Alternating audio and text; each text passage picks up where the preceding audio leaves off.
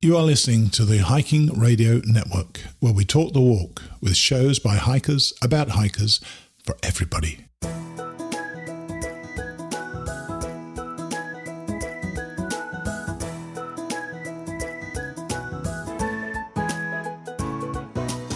Mighty Blue on the Appalachian Trail, the ultimate midlife crisis. Join Steve and his guests every week as he staggers from Georgia to Maine.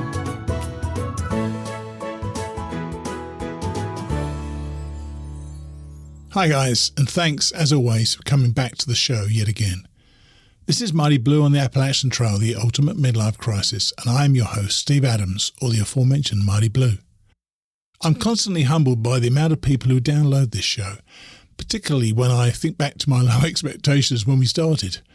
When the pandemic started, though, our numbers took a dip, but they've roared back, and we're back averaging well over 1,000 downloads each day. In a few months' time, we'll be passing the 1 millionth download for this show. It blows my mind, and I thought I'd like to thank you for it. It's a slightly different show today, with the Appalachian Trail getting only a passing mention. That's because we have Luke Strider Jordan, and Luke is an off-the-charts adventurer. Today he's going to be talking about the North Country Trail and the very new Great Plains Trail. If you recall, my buddy Clay Bonneman Evans talked about the Great Plains Trail a few weeks ago, and it was Clay who suggested that I get Luke on to chat with us. And this guy is the Earl Schaffer of the Great Plains Trail. I even mentioned that in our interview. He was the first to do it, and that is something that can never be taken away from him. We've also got Kate Stillwell, or Phoenix, as she keeps insisting I call her, still pursuing a class of 2020 thru-hike. Today she's in Port Clinton receiving some treatment for a blister. As we heard last week, Kate is not backward in coming forward, and there's something to say about that. Finally, and mainly because it's a long show today, I'm going to be reading the first half of Grandma Gatewood's next chapter. If I hadn't cut this short, I'd have been rambling on for about an hour on the recorders. I'll also be reading out the name of the winner of our book giveaway and letting you have the answers. Now, finally, I'll be telling you all what the next book I'll be reading on this show is going to be. I got permission this week, and I'm very excited to let you all know what it is. So let's get on with it. Here's Luke Jordan, or Strider. I'd like to introduce you all to a guy who was described by my friend, Clay Bonneman Evans, as a pretty unusual hiker. This is Luke Jordan, or Strider. Hi, Luke. How are you? Hi, Steve. I'm good. How are you? I'm very good, thank you. And I'm really glad that Clay reached out. So why on earth do you think that Clay referred to you as unusual? Because I think it may be because your first big hike straight out of college and your first thru hike wasn't one of the big three. You went for an even bigger one, the North Country Trail. Why did you think that a 4,600-mile hike was going to be the one for you? I think that's definitely the reason why I'm unusual in his eyes, is because, most people choose one of the big three as their first hike, and I didn't. And it's kind of, there's a couple reasons why. At the time, I was halfway through college, and I knew that I wanted to do a thru-hike, but hadn't really settled on a specific trail yet. And at the time, I was thinking, maybe the PCT might be nice to do. And shortly after, deciding that I wanted to do a hike, I actually heard about the North Country Trail from a volunteer with the Superior Hiking Trail here in Minnesota, where I'm originally from. Right. And so I found out from him, and I had never heard of it before that. And after that volunteer weekend, I went home, got on the computer, and did a little research, and found out that, holy cow, you can walk from North Dakota to Vermont. This thing sounds pretty amazing. And so I kept digging, deeper and deeper. And I got really fascinated with the idea and was just amazed that this wasn't really on anybody's radar. And I had found out that I had been on pieces of it earlier without realizing it. Like spots here and there in Minnesota. And when I was 10 years old, my family took a trip to Michigan. We'd actually been on it, and I didn't even know about it.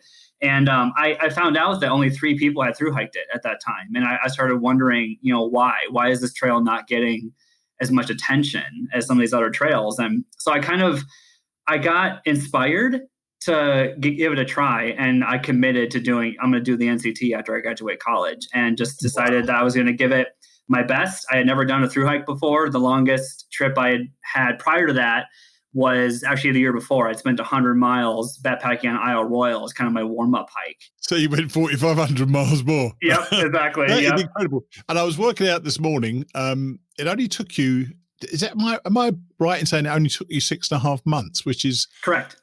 That's about 200 days, which means you have to do about 23 miles a day. Yeah. Every bloody day. How on earth did you manage that? I was a long distance runner before I was a hiker. I kind of went through all the stages. When I was a kid, I got really into bicycling and did that for a long time. And then when I got to high school and college, I became a distance runner, found out that was kind of a hidden talent I didn't know I had. So I kind of had the endurance part already down. It was really just a matter of being mentally prepared for a thru hike, kind of trying to block out some of those negative thoughts. That's interesting. Why would you know that? You know what I mean? Because until you do hike, I don't think you realize quite how mental it is. So why would you know you needed to do that?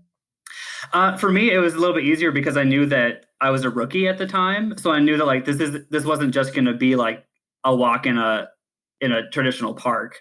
It was going to take a lot more mental discipline, and I was definitely nervous going into it. I didn't know what to expect, and I honestly had doubts I'd be able to do it because it is so long, and not many people had done it. There was not a whole lot of information out there, so just the amount of planning that it took to be ready was a whole nother deal in itself. And I just told myself that I was going to do the best I could and make it as far as I could before I decided to give up. But I ended up making it all the way, and it was an amazing experience.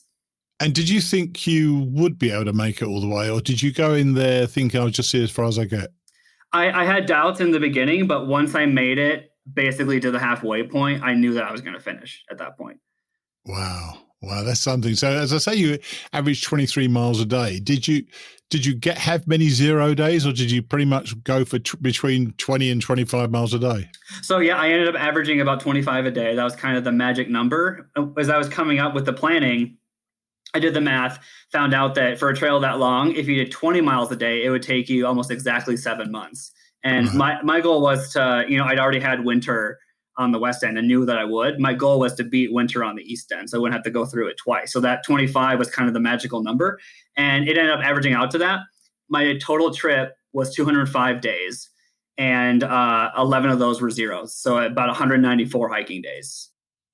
God, that's a bloody nightmare. I really could not imagine that. But I'd imagine that taking on a hike like that, you'd need some really honed hiking skills, even though you hadn't done a long distance. How experienced were you? You said you'd only done 100 mile, but had you been hiking for some time? Yeah, I'd been hiking in some degree since I was a kid, mainly just, weekend backpack trips with the family, so to speak, mostly car camping. And I didn't actually get into backpacking until I was in college, actually.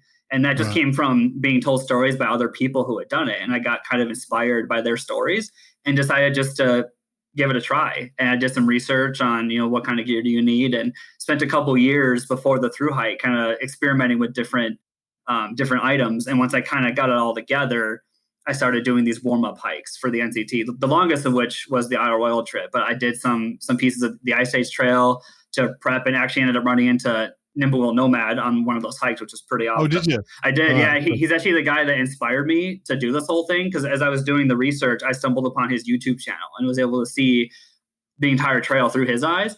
And so I had sent him a couple emails back and forth just asking for questions and advice, and ended up running into him on the last day of his Ice Age Trail thru hike. He and I were going opposite directions, so I ran into him. Actually got a chance to meet him, and every now and then he still sends me an email.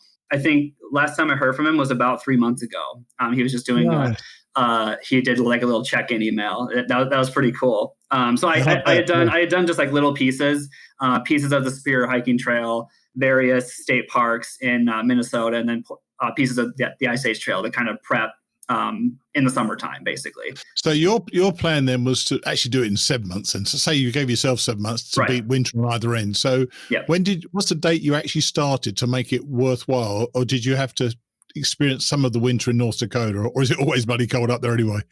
I started on March 27th in North Dakota, and even where I'm from, Minnesota, generally the winters are usually over by first couple weeks in April.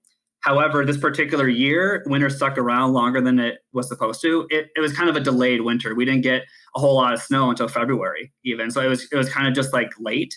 And so I had to deal with the snow a lot longer than I was planning on. And because of that, I ended up buying snowshoes last minute. And basically the first 6 weeks of my hike, I was on snowshoes wherever the trail was off-road, which was pretty brutal. So, and the first lake I saw that wasn't frozen was Lake Superior. So I walked all the way to Lake Superior before the lake started to thaw. Yeah, it was pretty amazing, which that's almost 1,000 miles at that point. How do you cope with that cold then? Where were you? I mean, do you camp everywhere, or do you get off trail much, or did you just pretty much camp on the trail the whole time? I camped on the trail, and the good thing is there are established campsites wherever the trail is off-road. Most of the route, through Minnesota, it's a lot of national forest land. So you can camp pretty much anywhere. And luckily, I was somewhat experienced, growing up in Minnesota. I was just used to the winters. I knew what I was getting into. I knew what to expect. I was able to prepare for that. And the couple years leading up to it, I did a couple just random winter camping trips to kind of get used to the idea of you might have to do this for a couple weeks at the very start of your hike. So just kind of going into it with that mindset definitely helped. But basically, you do need to do that to start then. If, say, the 7 months was your thing, because you don't want to be caught much past October, do you? Right. Yeah. Yeah. You're almost guaranteed to get snow on at least one end of the trail if you thru hike it, except unless you end up doing a flip-flop hike. If you start in Southern Ohio and hike either direction and leapfrog, you could potentially avoid winter, but it kind of depends on the weather at the time, really. And also, 25 miles a day is still pretty darn fast. I mean, that's yeah. So I suspect this is a young man's thing. So the 3 people ahead of you, because you're now the 4th person to do it. Yep. Who were these people? Do you know? Yes. So the first person that did a thru hike solo was Ed Talone back in 1994. I believe he was in his 30s at the time, if I recall. And the second person was Andrew Skirka in his 20s, I believe. He actually did the entire sea to sea route. He watched from the Atlantic to the Pacific Ocean in one hike. And a big portion of that route is the North Country Trail, like roughly 60% of it is. And he ended up being in like Michigan, Wisconsin, and Minnesota in the wintertime, which is just nuts. Oh, so he was wearing snowshoes and he was still covering like 30 miles a day, which is just ridiculous. The third person was Nimble Nomad in 2009. And he, I think, was 71 at the time he did it. And he was going just as fast as I was. I think it kind of comes down to the mental thing again, where 25 miles is hard at first, but your body can adjust pretty quickly as long as you're in decent shape. But it's being, again, kind of that mental toughness is kind of what's needed to get through, especially if you have a bad day. It's sometimes, hard to push on. It's just kind of getting through those is really the hardest part. I would bet, yeah. So what are the logistical challenges of a hike like that? Although for most people, it would probably take at least 8 months. So they almost couldn't do it, could they? So you really have to set 7 months then, as you say, because of the weather. Yep. So what are the challenges that come with that, apart from walking 25 miles a day, which I just couldn't even contemplate? But, so how do you plan it and to get your resupplies and things like that? Right. And that's one thing I always mention when I do occasional interviews or when I give presentations is planning on a trail like this is essential because it's not like the AT. There's no guidebook. You can't pick up something and read it and then have a good idea of what you're doing. All the information is kind of scattered online or just like word of mouth from previous people who had done it. So you got to do a little bit of research before you do a thru hike. And it's easier now than it was in the time since I've done it. It's been 7 years. Is there a gut hooks or not? I don't think so. I think there is for certain portions of the trail because we're just so long. And part of the North Country network is existing trails that have kind of been strung together. So portions of it are, but that's really the main thing with a hike like this is just planning. Know where you're going, know where the biggest thing is knowing where the trail hasn't been built yet. So on those stretches that are on roadwalks right now, you got to plan if I'm unsupported, how am I going to get through these? Because there could be a 30-mile stretch of road. And so it's good to know that ahead of time so that you know that on that day, you're going to have to get up early in the morning, hammer 30 miles before you can camp again. So it's kind of knowing in advance where those difficult areas are because obviously you got to be able to camp or get a hotel in a legal spot. Because obviously, stealth camping is a big no-no. And that's one challenge of doing a hike like this is that if you go into it without doing that basic planning, there could be negative consequences. For example, if you end up stealth camping, you could die. well, that too, or getting into trouble, but also the fact that if you end up getting to the end of the day and you're in the middle of the road walk because you didn't plan and you end up camping on some private landowner's yard and they catch you, then the trail is instantly in their mind as a negative thing. And then that makes it harder going forward for the trail to make progress and actually getting off the road. That's kind of the biggest thing, is that to avoid stealth camping at all costs, because we don't want any negative repercussions at all. As we're trying to get this trail off the road, we're going to rely on private landowners. And so if we piss off all the landowners, it's going to be a challenge for sure. You're a steward of the trail. I mean, I know you work for the North Country Trail. You are also a steward of it, an advocate of it, obviously. Absolutely, as well. Yep. And since you've done it, how many other people have done a thru hike? There have been 4 more since me. There was actually a guy Only 4 more. Yeah, there was a guy the same year that I did it, but he and I never met because he did a flip-flop hike. He started in Ohio, went one direction, and then went the other one. So he and I never met. He finished about a month after I did. And then there's been at least one attempt every year since I've done it. And about half never made it. But so as far as I know, there's been about 8 people total, and there's only been about 30 who have actually hiked the entire trail, most of which are, in pieces over a couple of years. Yeah, even then, I would think a section hike of that would be quite an epic adventure as well, wouldn't it? Absolutely, yeah. And we do get a number of people that do like an entire state. So some people will hike like the 600 miles in lower Michigan, or some people do like the entire UP portion or an entire state. Like, for example, it's like hiking the entire state of Wisconsin. There's like roughly 215 miles of trail. So, I mean, you could do that in 2 or 3 weeks, depending on what your pace is, for sure. Yeah, as you say, depending on what your pace is. Right. Now, you mentioned road walking. What's the topography like generally? Or is there a lot of road walking? I mean, and there are many mountains. Tell us about what the trail looks like. Sure. And that's one misconception about this trail, is that it is mostly road walking. That's actually not true. And that's my theory on why it doesn't get more thru hikers, is that if you look at the overview map on the website, the first thing you notice is that particularly on the western, fourth of the trail, there are some dashed lines that indicate that it hasn't been built yet. And people look at that, I think, and they say, oh, this trail isn't done yet, so it's not hikeable, which actually is that's not true at all. If you plan around those areas, it's very doable. But that's the key again, is planning. And so that is a misconception. Most of the roadwalks are in smaller portions. Like you might be on a road for 4 miles and then back in the woods again. And generally, the further east you go, the shorter and farther between the roadwalks get. So when you're doing 25, 30 miles a day, ultimately, you don't really notice it as much. And looking back, I can only think of 3 or 4 days where the entire day was on a road.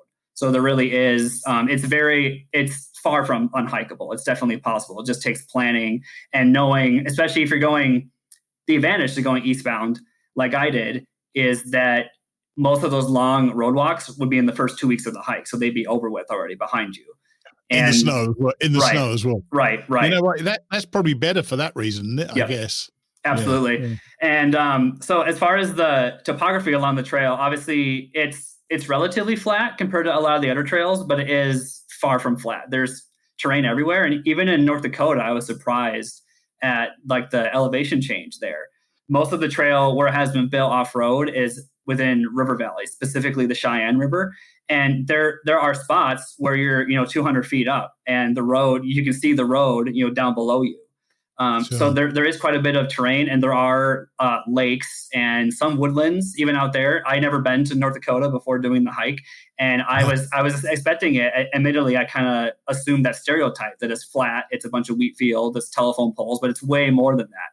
And that's also one of the really cool things about this trail, and one of the reasons why I did it is it's so diverse compared to a lot of the other ones. Like there's, off the top of my head, I can think of 8 different like ecosystem types that it goes through. And so kind of starting in North Dakota, you're at the edge of the Great Plains and you're in the tall grass prairie.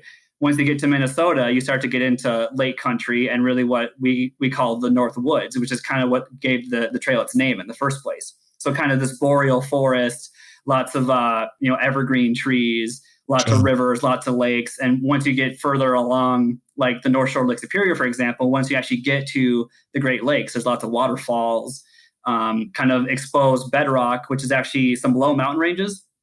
Like in northern Minnesota, there's the Sawtooth Mountain Range. And then like in the Upper Peninsula, there's the Porcupine Mountains. So there are definitely mountainous areas where it is pretty rugged hiking. I would compare it to the Adirondack Mountains, just not quite as tall. But there are peaks that get close to 2,000 feet. And then where Lake Superior is right about 600 feet. So if the trail is, within a mile of Lake Superior, you're going from 600 feet to almost 2,000 in a mile. I mean, that's pretty significant. Yeah, that is, yeah. Yeah. And then once you cross into lower Michigan, you kind of exit the North Woods. And then you have a long stretch where you're kind of in open farm country and where there isn't a whole lot of public land. But there are a couple spots where you actually go through the heart of a big city. The first one is kind of like in lower Michigan, there's Battle Creek, which is a pretty sizable city. And then even once you get further down into Ohio, you actually go right through Dayton, which is by far the biggest city on the trail. I was going to ask you about trail towns. Are there, because it's hardly hiked, there's no such thing, I suspect, as a trail town, is there? But are there any?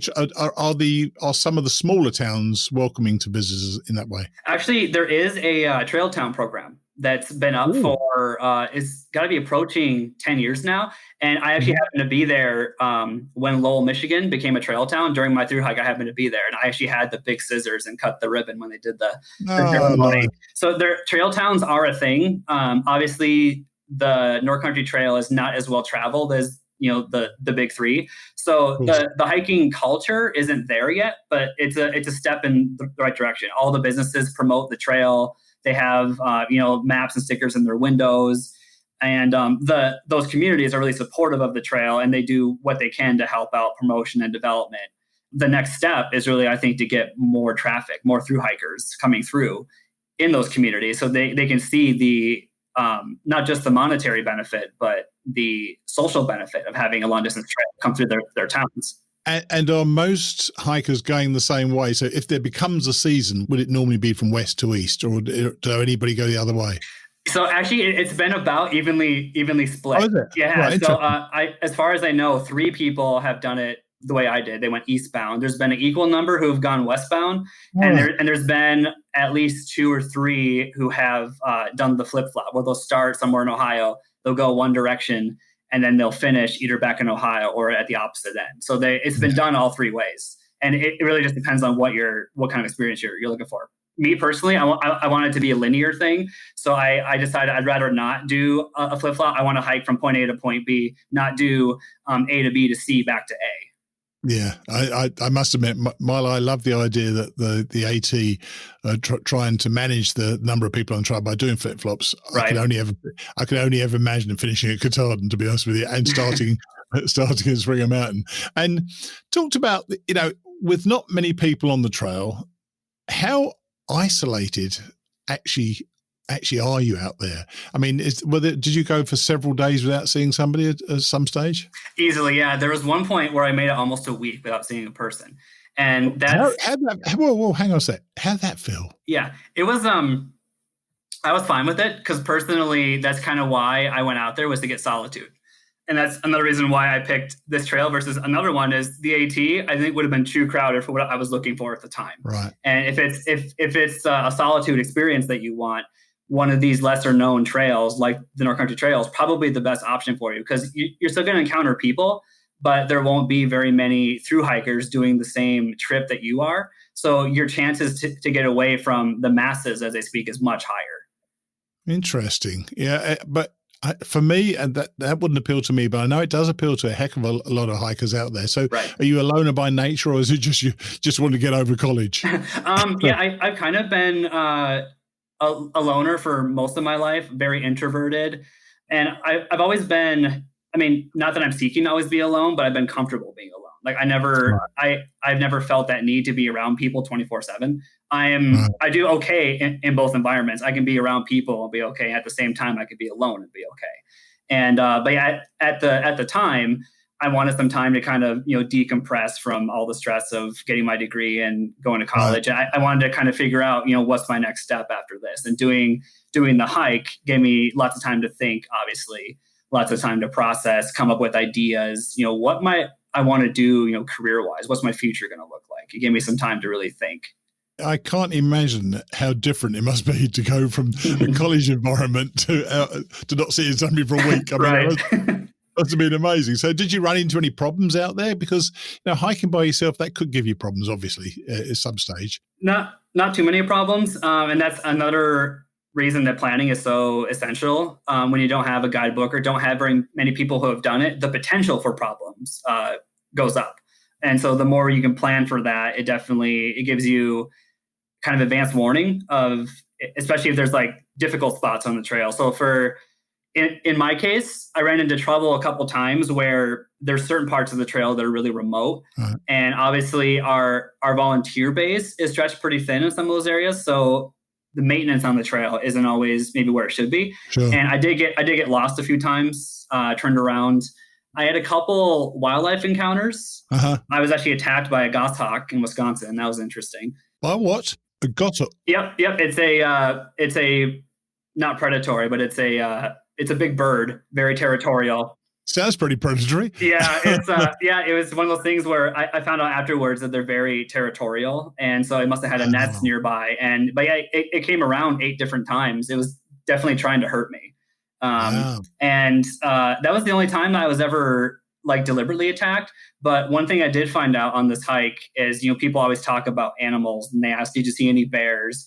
Did you see any mountain lions? But what I found is that the most dangerous animal on a trail is people's dogs, especially with a trail where there's lots of roadwalks. They're very unpredictable. If you walk by in the middle of the day and they're not chained up, they tend to get excited and they don't really know what a hiker is. And I had a couple encounters that frightened me. And I was never a dog person to start with, but after the couple hikes I've done, there's always been hairy encounters with dogs.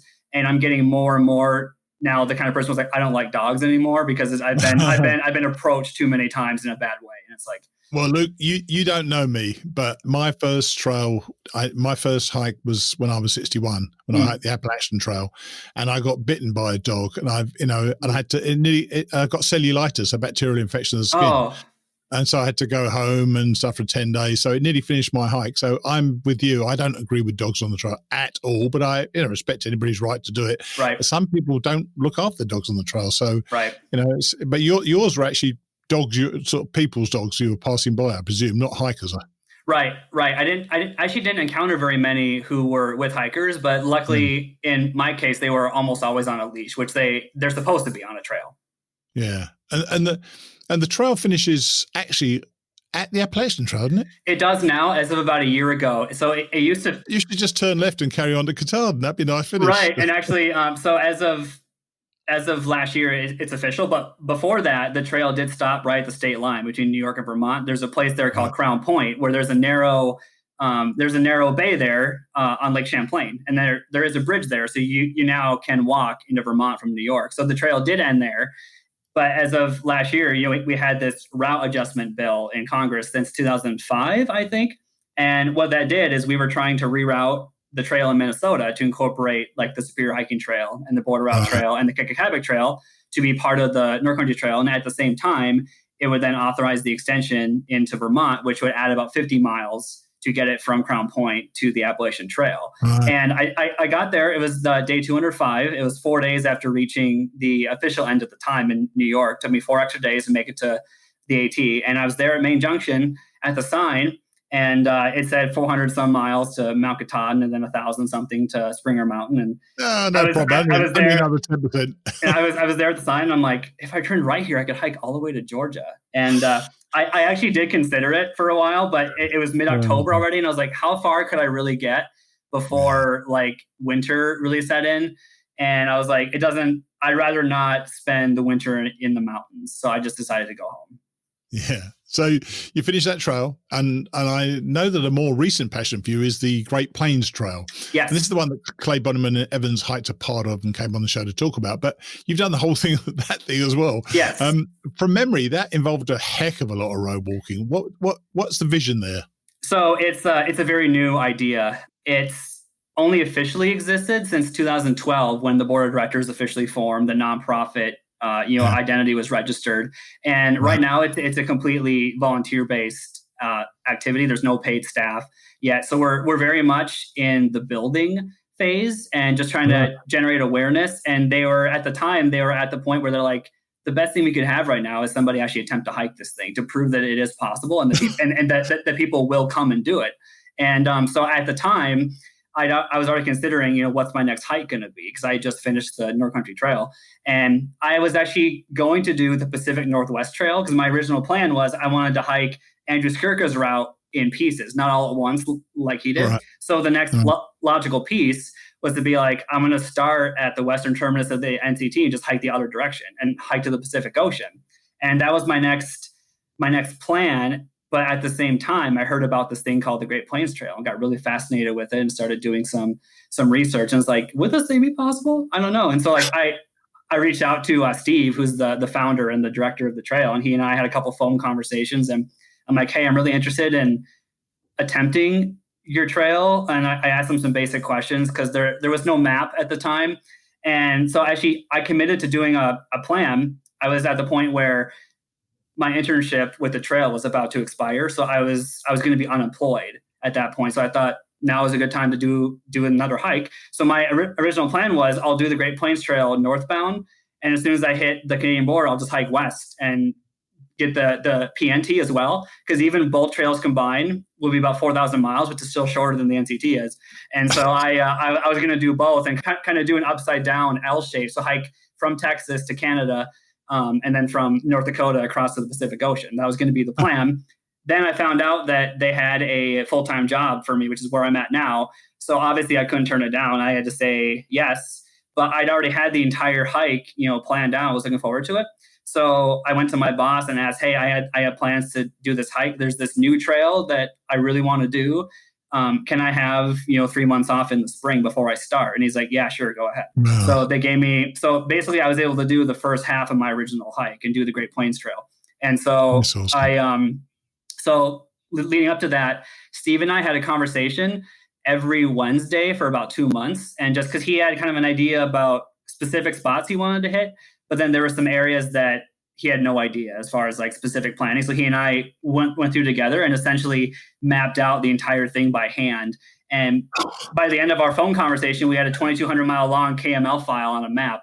And I downloaded that to my phone and took it out there with me. And it was great.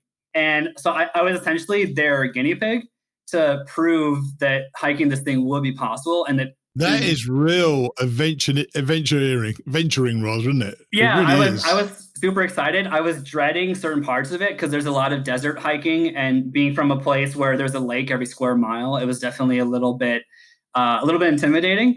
And very, very remote stretches. Even on road walks, you could easily go a day or two and not even see a car because the roads are so remote. So it's like, it really didn't feel like road walking. Most of the roads were either two tracks or they were sandy, dirty, pretty narrow roads. So it was really just like a wide trail in most spots. And again, there'd be maybe a handful of cars a day, if that. Right. So it is a very long-term project, but I did the math after my hike. And right now we have about 400 miles of trail that's already existing.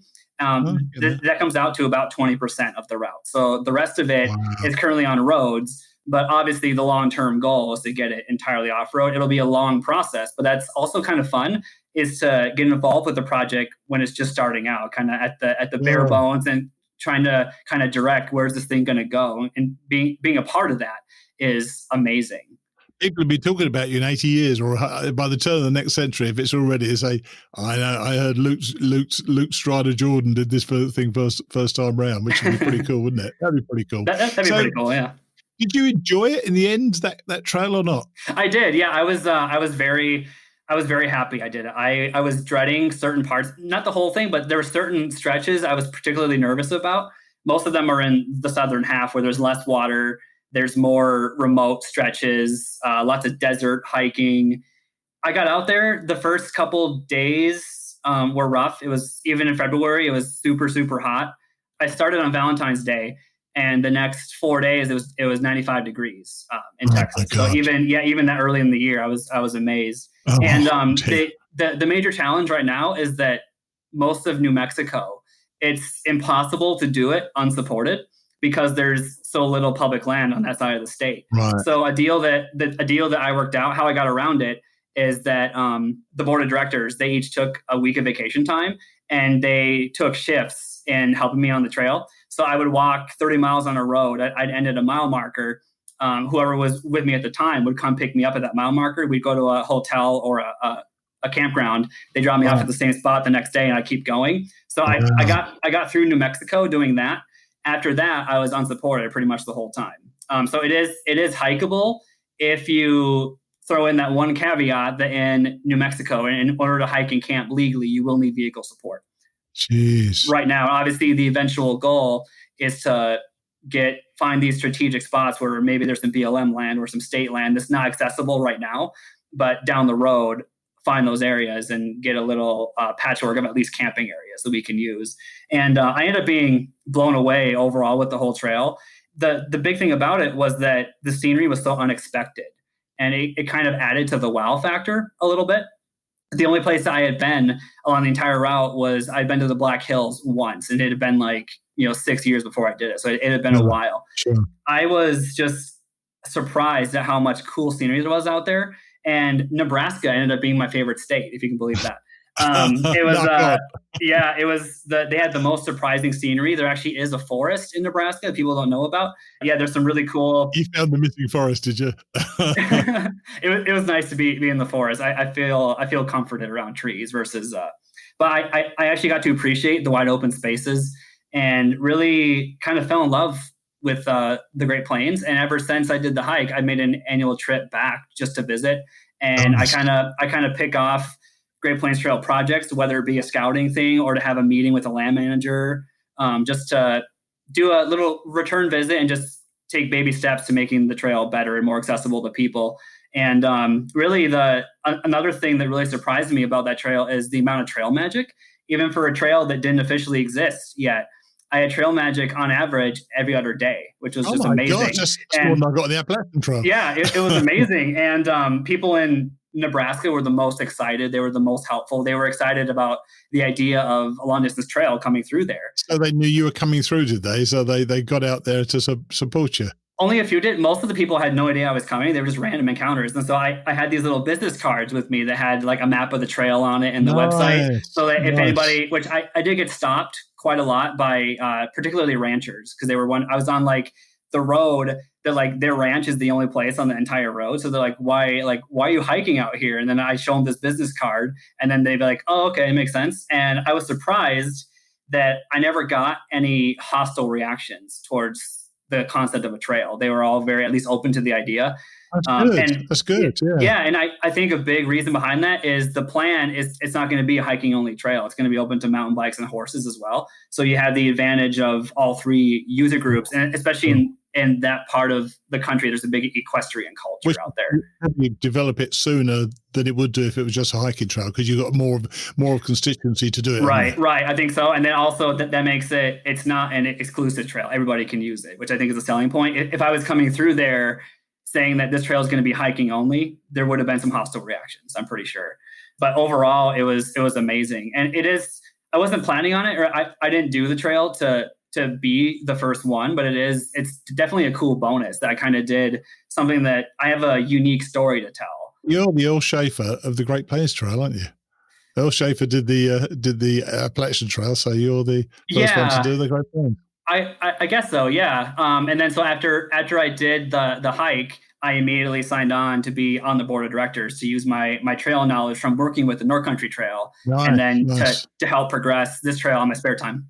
And I know you wrote a book about the North Country Trail. What was it called again? I've got it written down somewhere. It's called Through and Back Again. Through and Back Again. And did you keep a journal when you're on the trail? Because I remember when I was on the trail, I podcasted second time round. I kept a journal first time round. And you need a reminder, because some days do merge into other days, don't they? Did you keep a journal? I did. And the plan wasn't to write a book.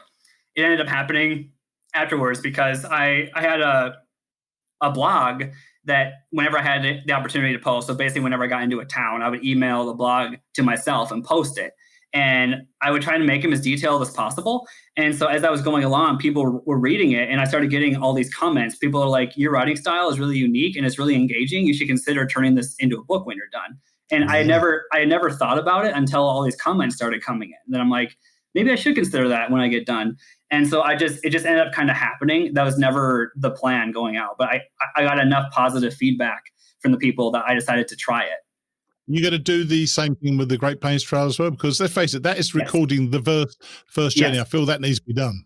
Yes, I've actually been working on it. I'm at that unfortunate stage right now where when I wrote the first book, I wasn't working full time yet. I had more time to focus on writing and getting the story right. Now that I have a full-time job, it pulls me in a lot of different directions. And really? my free time, my free time is a lot less. And especially when at my current job, most of what I do is writing. It's on the computer, writing documents, writing emails. And a lot of my creativity gets sucked out when that happens. And so it's a lot harder to, go home at the end of the day and do more of the same thing. So that book it's in progress, but it's been a lot slower to get there. Based on the timeline of my original book, I'm about a year behind where I should be, which is unfortunate. Doesn't matter. It'll be there. Right. Whatever happens, Luke, you're still going to be the first. So it doesn't matter whether you're the first one to write it. Doesn't matter. It's the first one who actually did it. You're going to be the Earl Schaffer. That's true. So right. I wouldn't worry about that at all. And I know you do. You mentioned this when we spoke before. You do a few speaking gigs as well. Yep. What sort of message do you try to get across to people? What is the message you're doing, or is it just information? Or is it just like pretty pictures, or are you trying to get some message across to people? There's a few messages, and I kind of do vary it depending on who my audience is. I try to focus more on like the university age crowd, or even like high school kids. And I've spoken mostly at schools or universities, or I'll speak at a small town at their library. But I have spoken at a couple big events like outdoor expos. The biggest crowd I ever had is it was actually right before I did the Great Plains Trail. I spoke at the Adventure Summit in Dayton, Ohio, and that one about 600 people showed up, and I was amazed. But my message varies a little bit, but there's a couple of the themes are the bottom line messages. There's this trail that not many people know about. It goes, right through your backyard, essentially. Always looking for volunteers. Here's some of the amazing, things that it connects to. You can walk from North Dakota to Vermont, or just go out there for a day, and there's everything in between. You don't have to be a thru hiker to experience this trail. Sure. There's to kind of just the basic message is just getting the awareness out there, because a lot of people are in the same boat I was. That I lived near the trail my entire life and never knew it was there. So it's just kind of increasing the awareness. I met people in a couple of bars along the Appalachian Trail, or near the Appalachian Trail, who'd never heard of the Appalachian Trail. Right. Ridiculous. I mean, I find it just incredible to me. And we're getting on in time now, so I just want to tie this up a bit. Even though you're a young man and you say you're not even 30 yet, you've obviously got a wealth of really long distance hiking experience. If people ever ask you for advice on long distance hiking, what would you normally offer them? Maybe a couple of thoughts to take away about what long distance hiking is and what it can do for you. Sure. And I can borrow two quotes from two of the previous thru hikers that came before me.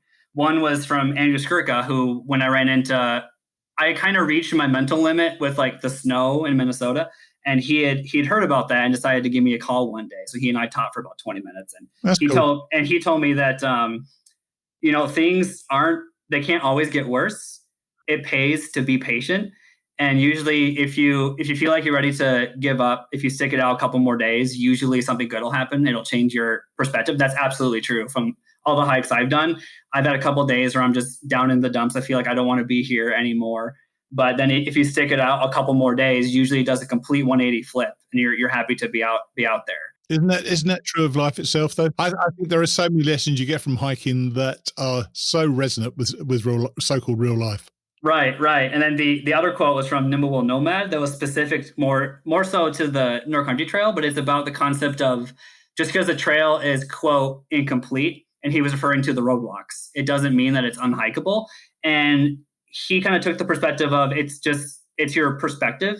Choosing to look at it from a different angle can really make or break your attitude at the time. And it's about keeping a good attitude. And so he encouraged me, not to let the roadblocks discourage you. Some of them feel long, but they also provide opportunities. It provides you opportunities to encounter more people, potentially make more lifelong friendships. It allows you, you can make up miles if you're falling behind. Even the views you get from the road are sometimes better than if the trail is in the woods. You get a better vantage point often. That is a real positive turnaround. I quite agree with that. That's pretty cool. Exactly. Yeah. Yeah. Let's face it, you're on the one place on the road you don't really want to look at. So you can look away from it so you can get a better view. And I presume that as this show is about, it's got Appalachian Trail in the title, now you've actually stepped foot on the Appalachian Trail, albeit by just one step. Yeah. You're going to do that one day in the future, do you think? It is on my list. My plan for at least my book series is I want to do a book about all the trails that are part of the Sea to Sea route. So the Appalachian Trail is a piece of that. So it's on my list, and I will end up writing some kind of book about that experience too. So it is on my list. It's towards the top. Don't know when it's going to happen. It all depends on what happens with my job and when I'm able to get the time off. But the AT is for sure on my list. I have a list of about 12 or so hikes I want to do at some point. So it's just now I'm turning 30 pretty soon, and already I'm like, I'm running out of time. Oh, excuse me. Look at me. Look at you. The rest of the audience can't see me, obviously, but you can see me right now. I'm a 67-year-old guy, and I did the Appalachian Trail twice in my 60s. So get over yourself. If you got 30 odd years to be as old as me, nearly 40 in fact. Right. All right. So you know what? I'm so pleased Clay contacted me. It's a great privilege to chat with you about it, and I'm so pleased that you did it and you came on the show. And I wish you well. And just if there's news about any of these trails developing, just let me know, and we'll put something on the show again. For sure. Yeah, absolutely. I'm very glad I was able to come on today too. Absolutely. That's very cool. Okay, buddy. Well, nice to talk to you. Okay. You take it easy, and hopefully we'll speak again soon. Absolutely. I'm always around, always available to answer questions. Appreciate it. Bye. Bye. Man, he's done some stuff in his short hiking career, hasn't he? As somebody who isn't an organised hiker, I was so impressed with his knowledge of what he needed in preparation for 2 such hikes. And I loved those 2 nuggets of advice from Andrew Skirker and Nimbleball Nomad, Skirker's in particular. Things don't always get worse. That is quite profound and certainly could have helped me a few times on my trip. Before we get on to Kate, or Phoenix, I wanted to thank, yet again, those of you who have been so kind in donating to the shows. I don't want anybody to think that I take these donations for granted, and I love the messages some of you send when you donate. Believe it or not, sometimes even more than the donation. It's so heartwarming to know that you're making a difference to people, and you certainly all tell me that. Now, the Phoenix rises.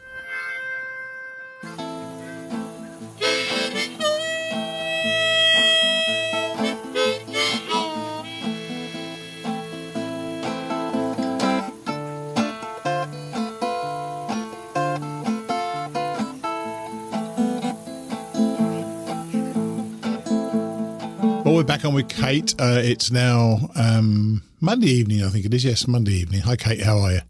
I'm doing as best I can, given that it's been a bit of a rough day. Has it? Why's that? The last, I guess, 3 days or so, the small, sharp little rocks that are everywhere, and it's challenging. There've been some boulders or just, bigger rocks to overcome as well, but trying to put in some miles with the rocks is challenging, as well as the snakes, and the AT was redirected for some reason. Oh, was it really? And it wasn't on gut hooks, so that was a little unsettling. Right. So it wound up meeting up, further down or further up, the AT, but it didn't allow me to stop at a couple of tent sites that I think I may have called an earlier day if I had been able to do so. All right. How many miles did you do today then? Only 13. Do you know what? That's still not bad. That's not bad, And Pennsylvania is difficult. And I'm, yep. I do have some bad news for you, because I know you're going to get into Port Clinton tomorrow. That's when the rocks start, after Port Clinton. So, and you're in your tent. You're calling from your tent now. Actually, I can just heard. Hopefully, the listeners heard the birds singing outside. So that was rather nice. And you probably frightened the birds off by shouting out. But when you heard that I said the rocks are going to start. So how are you coping with them? There, you finding them? They gnaw at your soul a bit, don't they? These pebbles and so on. Well, sort of, kind of. But since I did wind up with a blister a couple of days ago. I did from, I guess it was Peters Mountain Shelter all the way to Rausch Gap. Right. That was 18 miles. And in the last mile, I got a hot spot, but it wasn't a hot spot. It turned out to be a a blood blister that turned really, really big, and it popped today in my shoe. Nice. So, which I was, Yeah. So getting to Port Clinton will be great to be able to triage it properly. Yeah. I bet. How far outside Port Clinton are you then? 15 miles. Oh, right. Well, So you're going to, if you're going to get in there tomorrow, I can, I'm not warning you. I'm just telling you that that downhill into Port Clinton is one of the more memorable downhills you're going to do. Especially, it's actually only the last, 500 yards, I guess. It is almost vertical, and you think this is ridiculous. And so I hope it's not raining for you tomorrow, because it seems endless, that downhill, and you'll be very pleased to get there. And if it's the end of a 15-mile day, you need to take care of that, really, Kate. I mean that. All righty. Well, I had planned on taking my first zero, right? Which will be after 15 days, I guess. This will be your first zero. Where are you going to stay then? I'm thinking the Port Clinton Hotel. Right. Okay. So if not there, then I'll just go to the Microtel, I guess, in Hamburg. Right. Yes. And a lot of people, when I went there, I was in Port Clinton. They went to the Microtel, and a lot of people like that. And are things opening up there? Well, it's hard to know. I mean, it's the kind of thing that it's only when you get into town. The last town I was in was Duncannon. Right. And Duncannon, I wound up having 2 lovely breakfasts, but they're served out the back door. They come to the back. You have to go to the back door. Everybody does, not just hikers. And they give you a paper menu. You order, they bring it out, and you sit on, they happen to have a couple of tables and chairs. Sure. But for the most part, the Italian place, you order it and you've got to go eat it wherever you're going to be. So I took it back to the hostel. Actually, at the train station in Duncannon, you have a marvelous view of the Susquehanna River and the mountains beyond. And so that's where I had my dinner. But basically, it turns out in Pennsylvania, county by county, they are opening things up, whatever that means. Right. So we've been running into a lot of weekenders because it's Memorial Day. Happy Memorial Day. Sure, that's right. Yeah, so we've been running into a whole lot of groups of men who do this every year kind of thing. And, they lug up whatever they lug up, and they have a grand old time. Right. So but they've been telling us that things have been opening up county by county. Right. And the further north you go, it's going to start opening up, I presume. How is, I know New Jersey is still largely closed down, isn't it? I have no idea.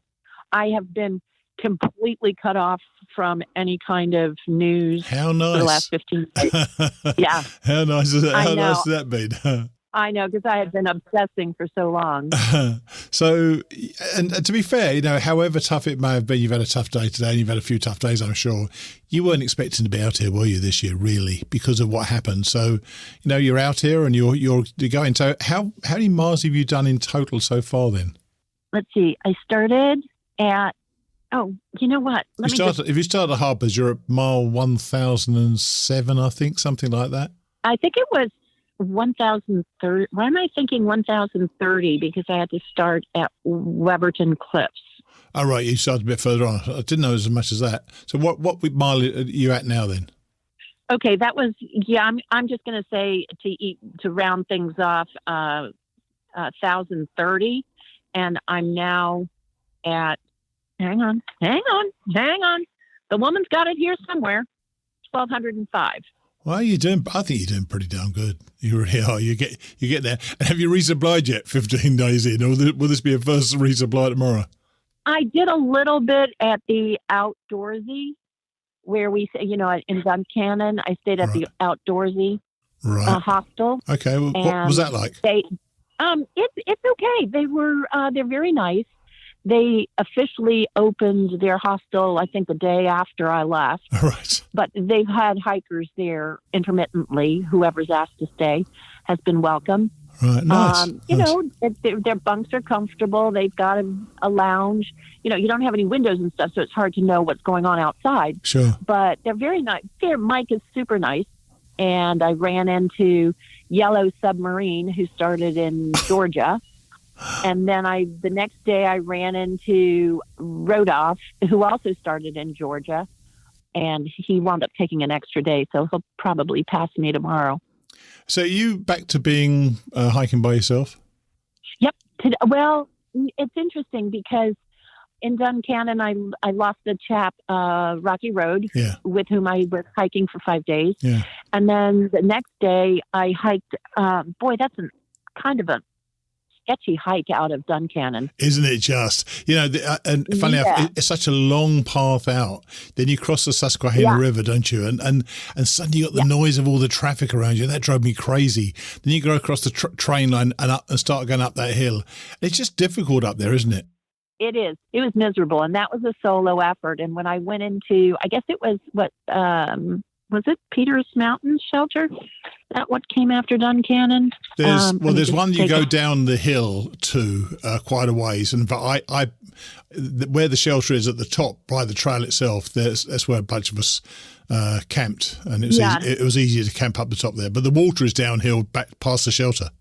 Oh, okay. Yes, that is Peters Mountain Shelter. And I did stay there, and it was wonderful. Right. And I was trying to decide whether to push on, and I'm glad I didn't. And I ran into a hiker, Matt, who's now called Onward. Right. And just as we were having dinner, the heavens opened up. And there was no way on this planet I was going down 300 steps, much less coming up 300 steps from the spring. Yes. So I wound up sticking all my water bottles underneath the gutters. Cool. It was perfect. Cool. Very cool.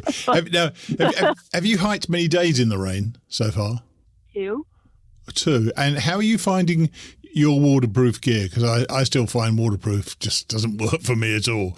So how are you finding yours? Well, one day I had a merino wool thing underneath, and my jacket has pit zips, so that helps a lot. But my pants don't get that wet. They're not waterproof, but, my feet were wet. Basically, you're kind of wet. You just have to get in your tent and throw on some dry clothes and warm up. Dries. But the great thing about warming up in your tent at the end of a horrible wet day, when you get warm, it's just such a lovely, comfortable warmth, isn't it? Don't you think so? It's cocoon toasty. Yeah, and then really is. And then after about 15 minutes, when the shivering stops, right? Yes. Then you're cozy, and then all of a sudden it's like, oh God, I'm so hot. And then you start peeling the 10-degree quilt up, and then you peel and then you're like, you got the condensation in the tent as well. Yeah. So as I say, you're going to Port Clinton and zeroing tomorrow, which is Tuesday. If there's any chance you can, sometime before lunchtime on Wednesday, let's talk again, because I'd love to know your first impressions. You'll be 3 or 4 hours in. So if you get to the top of the hill somewhere, I'm around all day Wednesday. That's when I put the show together. So if I can add in another quick chat, just even if it's for 3 or 4 minutes, just to see what your first impressions of the real rocks of Pennsylvania are, because this is when it starts. Right before Port Clinton? Just after Port Clinton. Tomorrow I'm hiking the whole day to get to Port Clinton. Oh, of course. Then you're going to zero. Oh, in that case, that's true. Well, in that case, you can tell us about your trip tomorrow. Call me on Wednesday or contact me Wednesday, and we'll talk about it then, okay? Absolutely. Have a good day tomorrow, and I'll speak to you on Wednesday. Okay, wish me luck. You need it. Enjoy it. Okay, bye. Take it easy. Bye.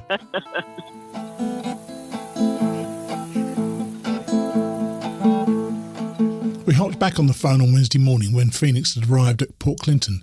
Even mentioning the name of that town brings back that bloody downhill to me. Here's Kate again. Oh, sorry, Phoenix.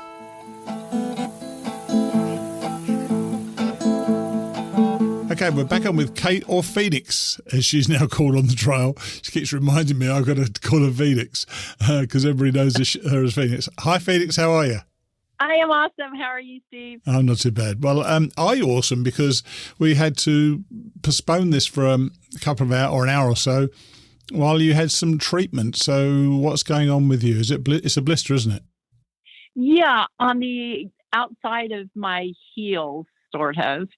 And I had one on the right side that I was managing, and it was doing great. But then yesterday, because I sprained my ankle, it became the size of silver dollar. Oh my gosh. and quite chunka-wunka too. So, and I have a matching ugly sister on the other foot, same spot that's kind of already starting to heal. But anyway, so he agreed that it was, it needed to be sort of popped. How was that? I've never had that. So how was that? Well, you don't feel anything. All right. Because, except for the area of the newly expanded blister. You can actually see the blisters like the rings on a tree. Every day it was getting bigger, and you could see a line where the skin would lift. So gosh. he goes, I guess this is about 7 days old, right? Jeez. But whatever. It's all good. It's all good. So he gave me antibiotics because I also strained a muscle right behind the knee, but strangely I have a red streak that's about, I'd say, 36 inches long. So he's like, okay, we're going to Keflex you because I'm not sure what that is. So yeah, I'm good. Otherwise, I am awesome. I am awesome. You sound it. So how are you walking with those things going on? Because I never had to cope with blisters on the trail at all. So how are you walking then with what's happening to you? I hate you. And my daughter didn't have blisters either, but I'm prone to blisters. I wear double socks. I wore double socks as well. Yeah, and it is what it is. I just don't pay too much attention to it if possible. When it's on the outside like that, it isn't so bad. It's much more difficult if it's on the, at the base of your big toe where, that whole big joint. Right. And I've had them there. That's extremely painful. So it's, and ibuprofen helps, although I haven't had any in, about 20 hours. So right. I have a true assessment of pain. And, Walmart, I have to resupply. So, yeah. Right. So what do they say? They just clean it up and you're going to take today off then? Because you're now in Port Clinton, aren't you? Is there I'm in Hamburg. Oh, Hamburg. So there's an urgent care in Hamburg, obviously. Yeah. And we decided to stay at the microtel, right. And because the urgent care was right up the street and Walmart close by. So we have to hire a car to take us there, which is fine. But we could literally not get an Uber from Port Clinton to here. And we were sitting on the corner of the fire station. I don't know what you say. You're staying away from the news, Kate, or Phoenix. Sorry, you're staying away from the news. But Uber aren't doing so well recently, so there's a good chance that you're not going to get too many Ubers throughout this pandemic. Well, it's interesting because we ran into a guy. Those steps that you were talking about that were so interesting coming down into Port Clinton. Interesting. We saw a guy word, doing. Yeah, we saw a guy running up those stairs, and he said, "Oh yeah, Uber's working, so you won't have a problem there." But all the hotel in Port Clinton is closed. It was only open for the weekend, right.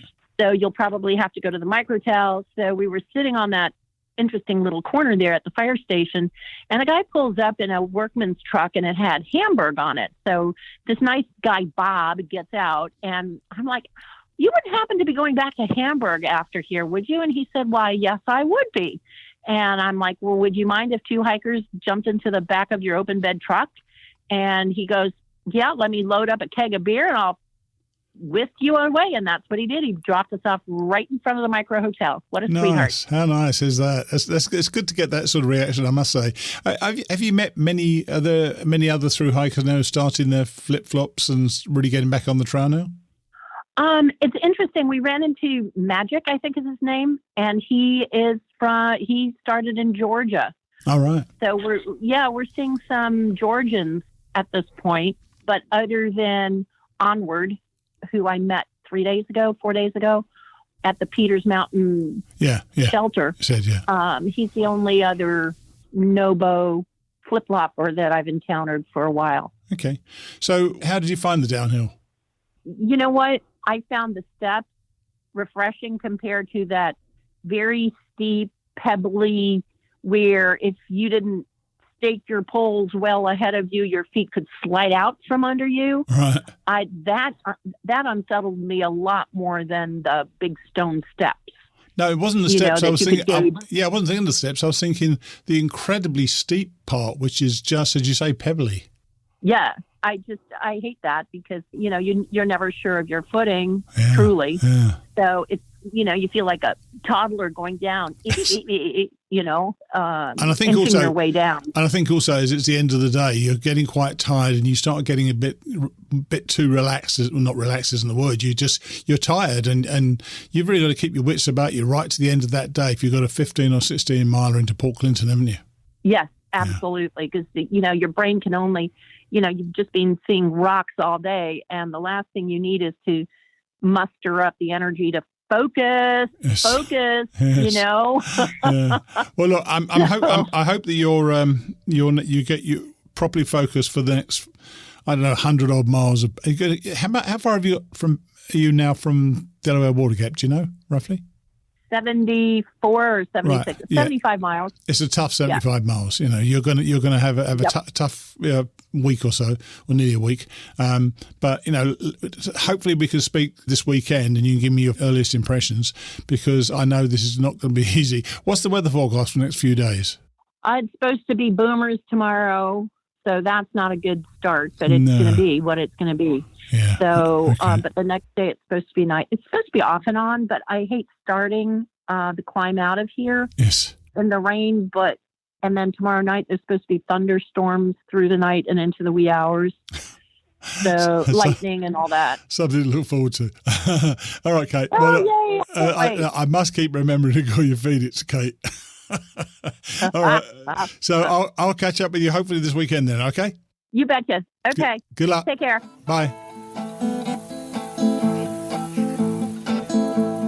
Actually, just before we move on, she added something else after that. And as I was still recording, I thought I'd share that little sentence with you. Before going into, considering going into urgent care because of the blister, I called and said, I'm a hiker and I have an issue with a blister that I'd like to see have taken care of. Are you seeing hikers, or would you prefer that I not come in because I'm fine either way? And they said, no, we see hikers all the time. Please come on in. It's not a problem at all. And that's really in deference to the notion that some people believe, oh yeah, see, there you go. There's the hiker. She's going in to urgent care and spreading viruses, or getting a virus spread on her that she's going to take to the trail. You should see how everybody takes care of the social distancing, wearing masks, the sterilization process. And you had a mask yourself? Absolutely. Okay. Yeah. Cool. I don't go anywhere at the micro hotel. Everyone's wearing a mask. You're not allowed in the building or in common spaces unless you're wearing a mask. And they do provide a moderated, breakfast service, meaning that you can tell them what you want and they give it to you in a little bag. Sure. But everybody's being very careful with the new normal. And in any event, I think doing things responsibly is extremely important in this day and age. Yeah. And as I said, I would have been fine if they said, no, keep on hiking. I would have gone, no problem.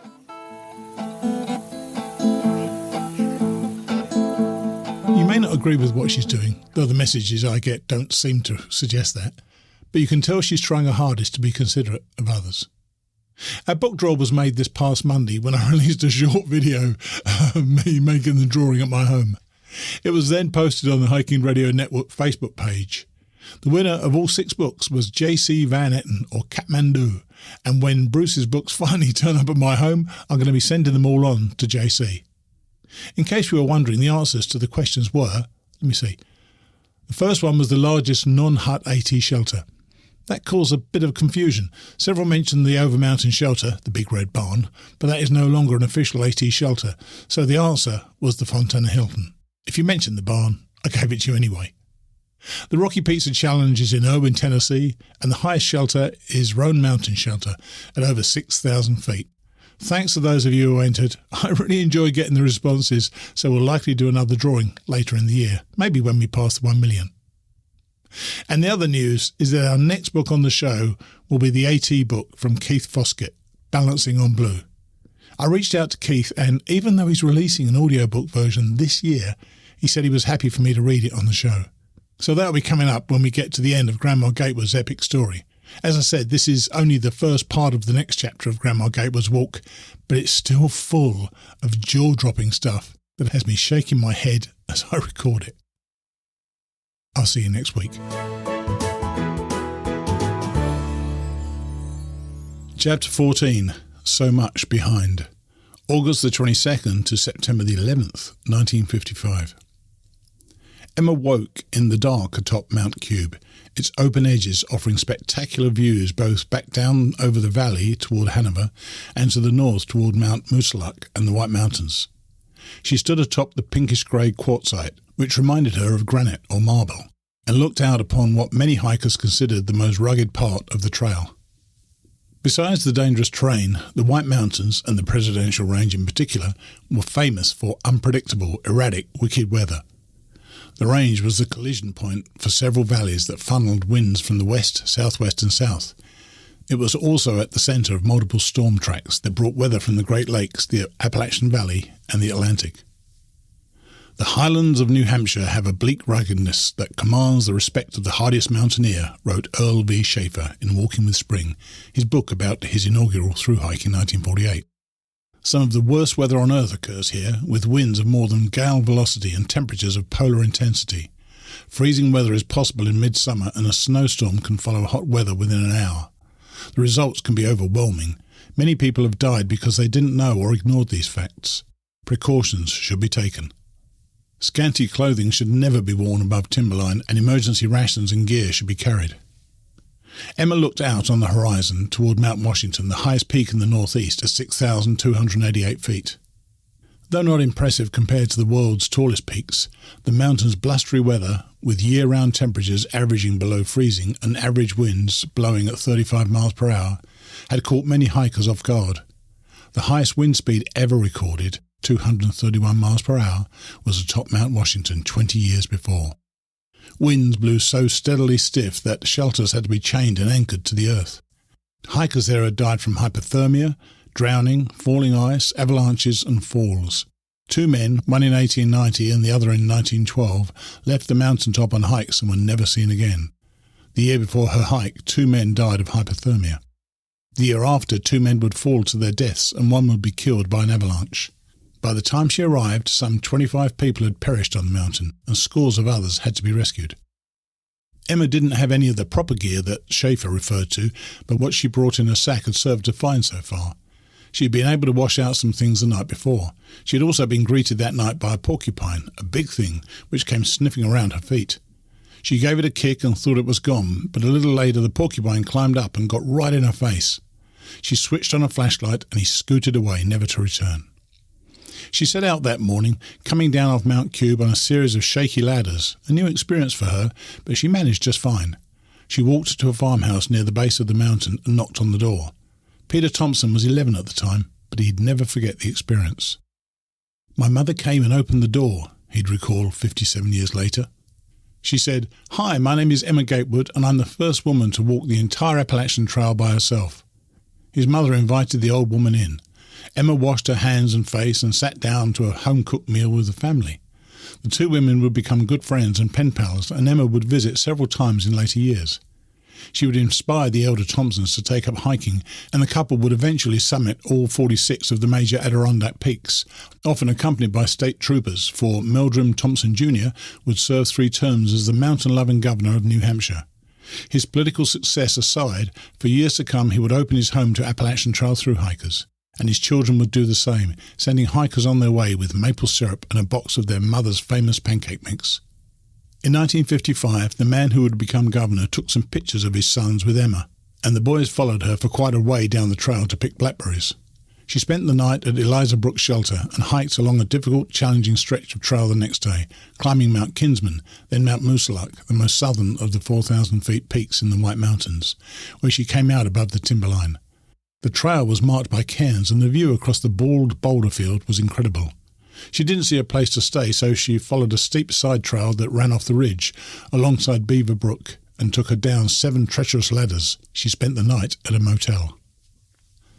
She climbed back to the trail the next morning and walked over Cannon Mountain, where she saw the aerial tramway gracefully whisking loads of people from bottom to top of the magnificent peak. A few of the tourists waiting in a small park at the summit gaped and snapped Emma's photograph as if she were an animal from the wilderness as she walked through. She climbed down to Franconia Notch in the evening, dropped a sack on the porch of the only house she could see, and walked to a nearby restaurant for dinner. When she returned to the house for her sack, the folks there had gone for the evening, before she could ask permission to stay. A boy had mowed the lawn earlier and had raked the grass into a big pile by the road.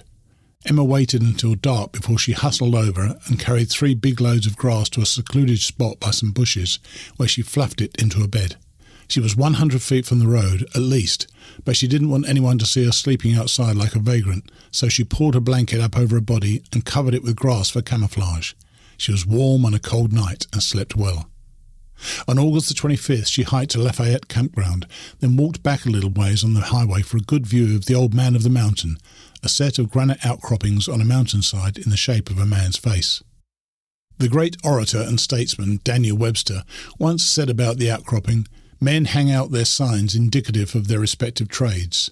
Shoemakers hang out a gigantic shoe, jewelers a monster watch, and the dentist hangs out a gold tooth. But in the mountains of New Hampshire, God Almighty has hung out a sign to show that there He makes men." The old woman of the mountains kept climbing, up and up the steep ascent of bald rocks, and finally came to the Greenleaf Hut on Mount Lafayette, where she got a bite to eat before continuing on to Galehead Hut, kept tidy by 2 college students, caretakers there, who kindly prepared her dinner. She walked to Zealand Falls Hut the next afternoon and got some food and raisins for the trail. She started again down the slope and walked a while before she realised she was lost. The trail was unmarked, but clearly a trail, and so she kept going for several hours until she came to a little campground just as the sun was sliding behind the mountains. A man had set up camp there. When she explained her predicament, he offered to drive her back as far as he could, and she accepted. She walked a little farther in the night and slept beside the trail. She made it the rest of the way back to the path the next morning and walked through a boggy plateau to Wiley House Station, then toward Mount Webster. The climb, from the beginning, was steep and rough. She came to a ladder where the rungs were so far apart that she had to plant 1 foot on the cliff face and pull herself up until she could get her knee over the next rung, then get her foot on it. It was difficult climbing. A few miles later, she came to a spot where the trail stretched alongside a bluff, so close to the edge of a cliff that she was afraid she'd fall off. Falling happened to be the number 1 cause of death in these parts. The wind was strong too, giant gusts of cold air coming up the face of the cliff. She tried to time the gales, waiting for a break so she could shimmy across. She worked up her confidence and then went for it between gusts, and she made it behind a clump of pine trees to safety. She climbed Mount Jackson that afternoon, where she misread a trail sign and again took the wrong path. A woman she met on the trail put in a good word with the forest warden at Crawford Notch, and he let Emma stay the night with him. The next morning her knee was causing her pain, and though the days were bearably mild, the cold was slicing through the mountains at night. Emma knew she'd need extra provisions as August faded towards September. She made it to the scenic Lake of the Clouds hut on the southern shoulder of Mount Washington, where she had lunch before summiting. The sky was bright and clear at the top, and a large number of tourists had gathered to take in the sights. They gaped at the wrinkled, trail-stained woman suddenly in their presence. She wouldn't return the favour. 2 boys walked up and sheepishly introduced themselves, then asked her questions about the trail. She set off again for Mount Adams, following the trail as it bent along the crest of the Presidential Range above the trees. Her knee was still bothering her, and the trail was rugged. In the evening, as she approached Madison Spring Hut, she heard a group of men, women and children talking and laughing. When she got close enough, she could make out about 15 people in the group. She knew they saw her and suspected they had been waiting for her, but she sat down on a rock behind some evergreens, being coy. She decided she'd make them come to her, and before long they did. They had been expecting her, and they brought out their cameras to take her picture. One of the women, Ruth Pope, gave Emma a bandage for her knee. Another, Jean Lees, gave her some wool gloves and a ski hat, which Emma stowed in a sack. They made her feel welcome and treated her with respect and kindness. The hutmaster didn't even charge her the $6 for a bunk, and she thanked him by giving him her green eyeshade, autographed. She wrapped her knee in the morning, and the 2 women she met the night before volunteered to carry her sack. They broke off at Pinkham Notch and took a trail through Wildcat Mountains. When they found Emma again, they were arguing about which one of them had carried the pack the longest. Emma reached Carter Notch after dark and accidentally stepped on her glasses. The frames were broken, but she had brought along another pair, a lesson learned from her experience in Maine the year before. She tackled another mountain the next day, twice, because she misread signs. She blamed her own ignorance and a poorly marked trail. Her mileage had slowed considerably as she neared the Maine state line, on account of her injury, the brutal climbs, and the occasional misdirection. A boy in the woods set her on the right path that day, and by then it was raining again. When she reached the hut in the evening, she couldn't believe her eyes. The hut master had made a huge meal and she was hungry. On top of that, they didn't charge her anything for the meal or the bunk. All her clothes were wet, so she made a dress from a blanket by forming pleats with safety pins. She made it work and dried her clothes by the fire. She topped Carter Dome the following day, August the 31st, and found Imp Shelter, which had a stove and made for a nice place to spend the last night of August. The next day she walked over Mount Moriah onto the highway and followed it into Gorham, New Hampshire for supplies. She found supper and a nice bed at Androscoggin Inn, where Mrs. Tanner kept the big and beautiful white house. She left Gorham early and walked over jagged and rocky trail the next day, over Mount Hayes and Cascade Mountain, by Passage Pond and Moss Pond, up over Mount Success, and then, without any fanfare, she crossed the state line into Maine, climbing Mount Carlo. As the sun faded, she realised she had missed the shelter down below. She found two boys on the top of the 65-foot peak, sitting on rocks, but as darkness fell they descended toward the shelter she must have missed. The night was pleasant, so she scouted out a place to sleep outdoors and found a thick bed of moss that was perfect, the kind of soft a rich man with a trick back would pay to have made. She stretched out, facing the sky. The night was clear and the moon seemed close enough to touch. Its light fell on the short pines and the mossy board around her. The stars were millions of pinpricks of light in a blanket of darkness. So much was behind her, so many memories and trials and miles. She made it to a 14th and final state, where September snowstorms weren't rare, where freezing temperatures could make even the heartiest mountain men call it quits and head for shelter. Maine was rugged. Maine was wild. In 40 years, Maine would still have more uninhabited forest than any other continental state. She couldn't have known it then, but much of America was pulling for her, clipping newspaper articles at kitchen tables and watching her traipse across the evening news on television, wondering whether she'd survive, this woman, in so mean a place. She carried their hopes along with her, but hers was a solitary walk, for peace, for serenity, for herself.